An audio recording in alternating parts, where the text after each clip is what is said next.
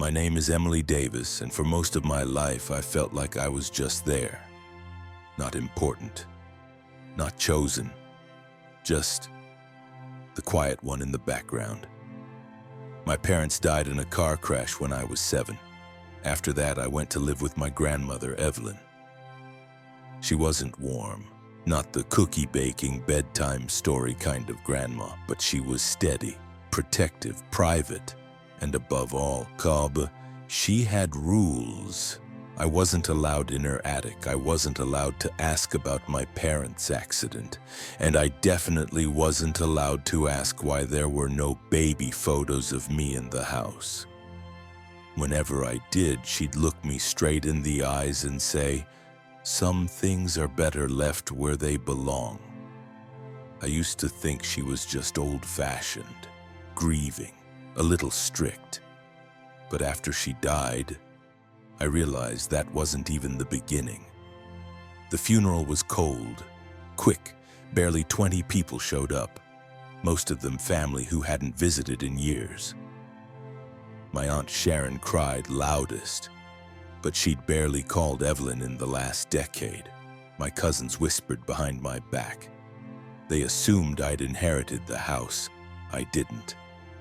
Evelyn's will was blunt and businesslike, just like her. The house went to Sharon. The jewelry was split between my cousins. A generous cash donation was given to her church. And me? All I got was a trunk. A heavy wooden weather-worn trunk with iron hinges and a single brass key tied to the handle.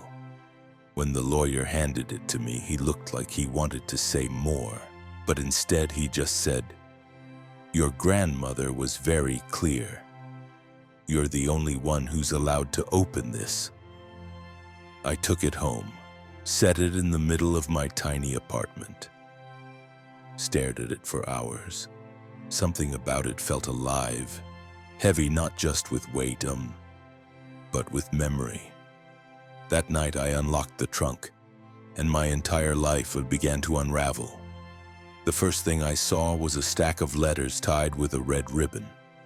On top was a note in Evelyn's handwriting. "You deserve to know the truth, even if it breaks everything." I opened the first letter. It was addressed to me, but it was dated 4 months before I was born. "To my dearest Emily, if you're reading this, it means I'm gone, and it means I never had the courage to tell you myself. I only hope you can forgive me." I kept reading.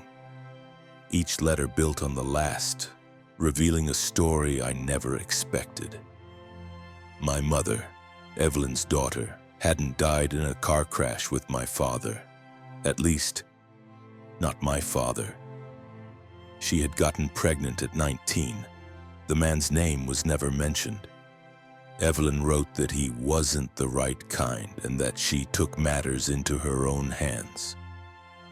I was born in secret, in another state, and adopted out temporarily.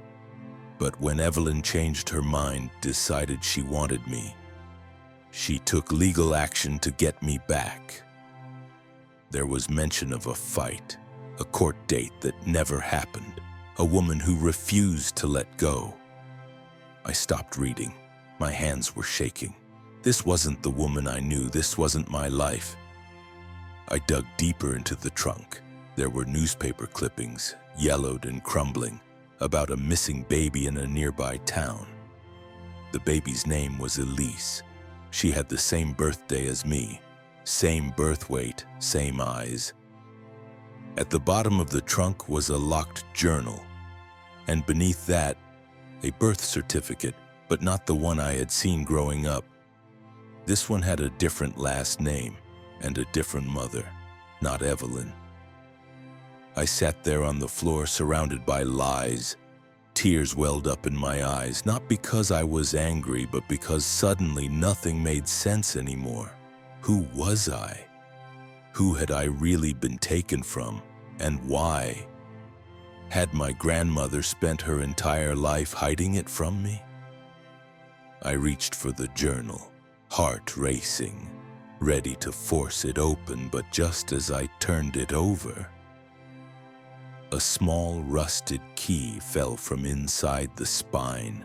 Attached to it was a label, one word: storage. The rusted key clinked against my fingers as I held it under the light.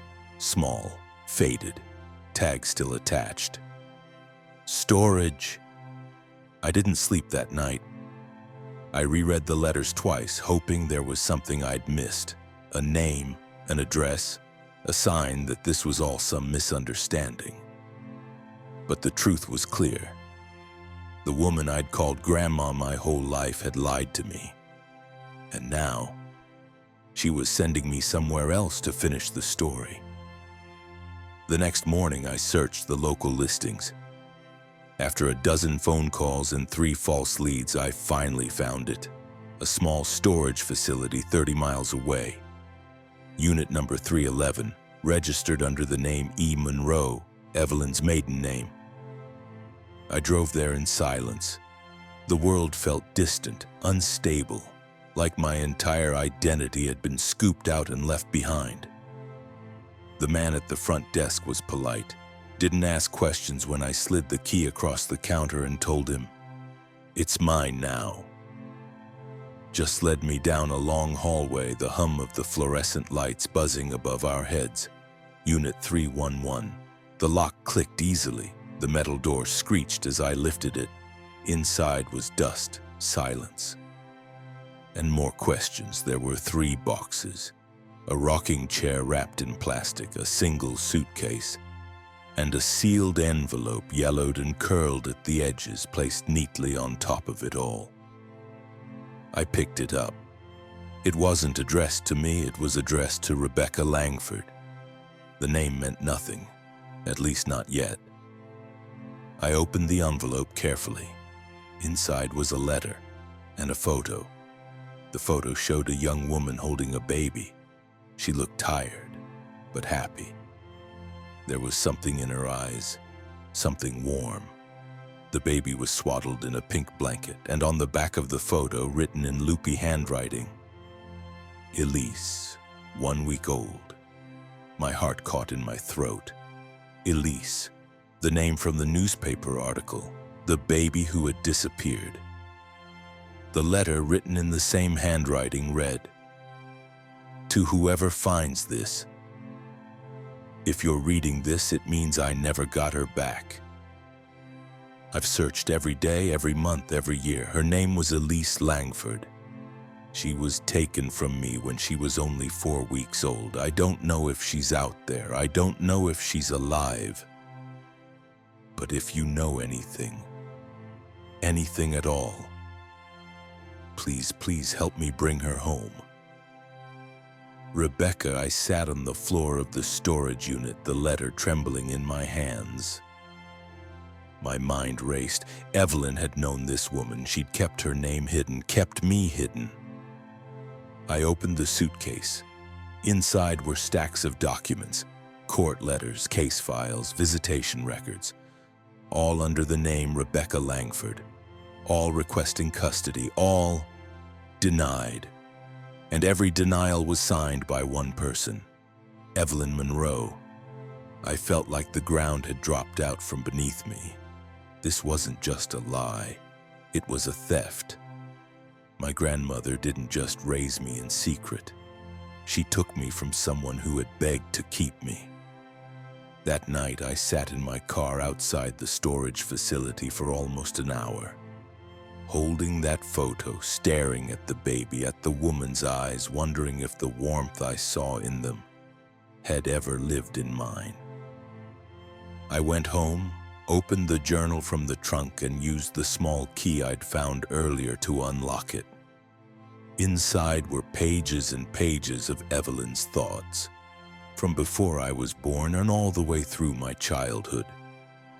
And somewhere around the 3rd entry, I found something that made my blood run cold.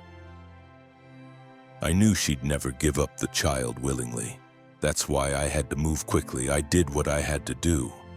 Elise needed someone strong, someone who could give her a real life. That girl couldn't even keep a job.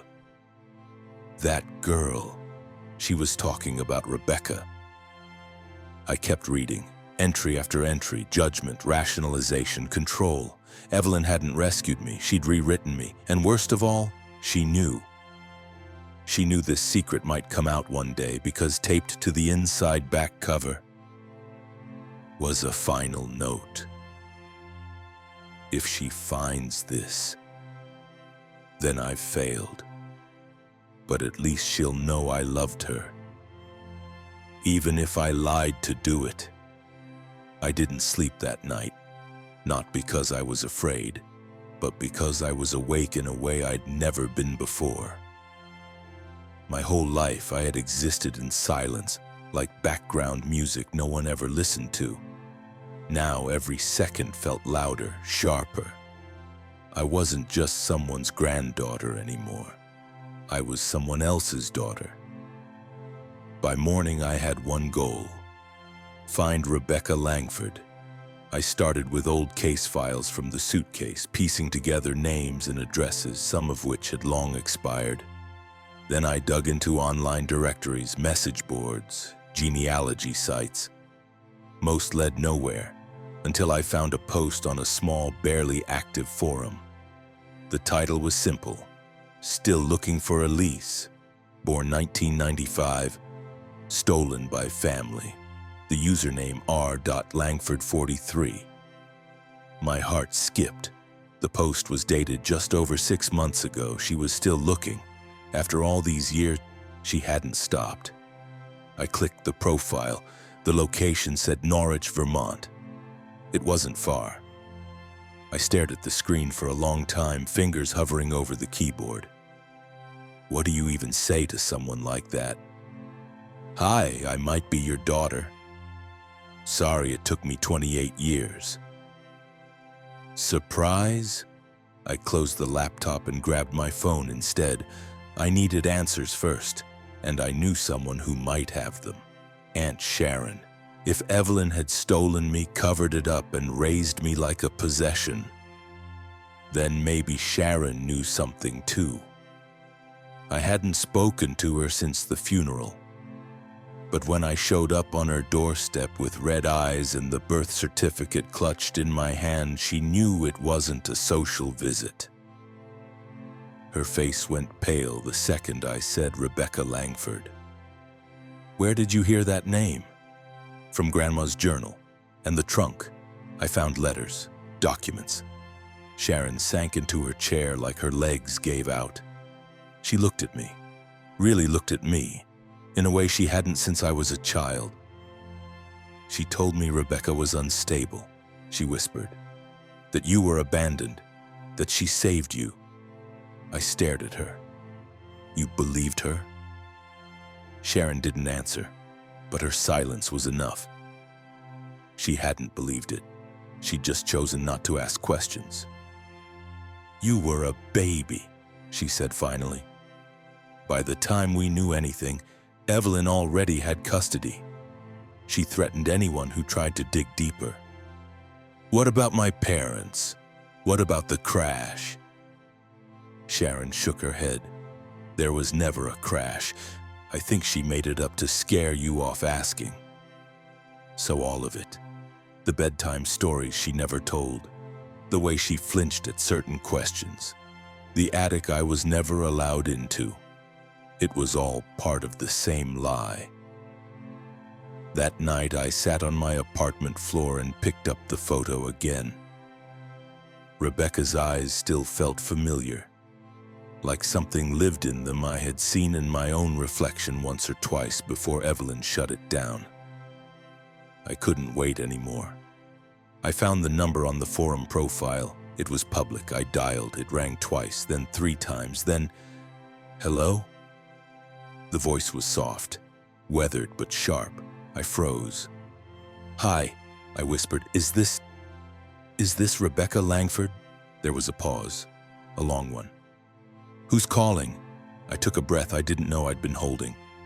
My name is Emily Amo Davis, but I think my name used to be Elise. Silence. Total. Thick. Then the sound of something dropping. A phone, a glass, then a sob. Not a small one. the kind that comes from somewhere deep, years deep. She came back on the line, voice trembling. Where are you?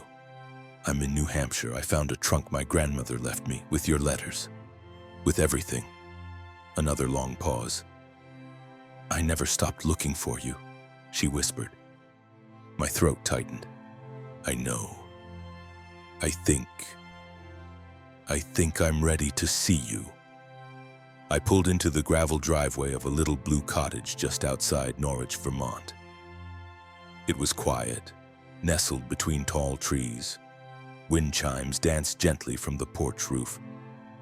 And on the front step, there she was, Rebecca Langford. She stood slowly, like part of her couldn't believe I was real, like I might vanish if she blinked too long. Her eyes were red, her hands shook, but when I stepped forward, she didn't hesitate. She wrapped her arms around me, held me so tightly I thought I'd break, and whispered through her tears, "You came back to me." We sat in her living room for hours, no TV, no distractions, just a pot of tea neither of us touched, and questions, hundreds of them. She told me everything, how Evelyn showed up one day claiming she was protecting me, how she threatened lawyers, how the system failed her, how she kept sending letters for years after the case was closed. To agencies, journalists, anyone who would listen. No one cared, she said. I was just a poor waitress with no husband and no name, and she was Evelyn Monroe. Her voice didn't carry bitterness, just exhaustion. She asked me about my life, what I remembered, who I'd become. I told her the truth, about Evelyn's rules, her coldness, the lies, about how I always felt like I didn't quite belong, and how I thought that was just me. Rebecca cried when I showed her the photo I found in the storage unit, the one of her holding baby Elise. That's the only picture I have of you, she whispered, running her finger gently over the image. I looked at it every birthday, every Christmas, every time someone asked me if I had kids. I don't remember falling asleep on her couch that night, but I woke up under a warm quilt with the scent of cinnamon in the air. And for the first time in years, I didn't feel like I had to tiptoe around my own existence. The next few weeks were strange, beautiful, confusing, painful. I met Rebecca's sister, her friends, the neighbor who used to babysit me for one glorious week before everything changed. They didn't pressure me, they just welcomed me. One afternoon, Rebecca handed me a small wooden box. Inside were a hospital bracelet with the name Elise Langford, a locket with a photo of a baby inside, and a birthday card she'd written to me every year. Unopened, stacked in a bundle of 27, I cried until my chest hurt. And that's when I knew this woman who had been painted as unstable, who had lived in grief for nearly 3 decades, was the only person who had really fought for me. A few weeks later, I returned to Evelyn's house, now legally owned by my aunt. She offered me a box of my old things. At the bottom was an old cassette tape, labeled in Evelyn's sharp handwriting, Elise, 1 month old. I played it on an old recorder I borrowed from a thrift store. And there it was, my baby laugh, Rebecca's voice in the background singing, software loving, off-key, and Evelyn's voice too, stern, controlling, telling her to wrap it up. We have a drive ahead. It was the only recording of my beginning, and it held every answer I needed. I never hated Evelyn. I never forgave her either. She did what she thought was right. But thinking you're right doesn't make you good. And now, I go by Emily Langford. I kept my first name. It's the part of me I claimed for myself, but the rest belongs to the truth. I still have the trunk, It sits at the foot of my new bed in my new home where the air doesn't feel like it's waiting to snap. And inside it I keep only two things: the letter Evelyn left me and the first birthday card Rebecca ever got to hand me in person. I don't know what the future holds, but for the first time in my life, I know where I came from, and that's enough.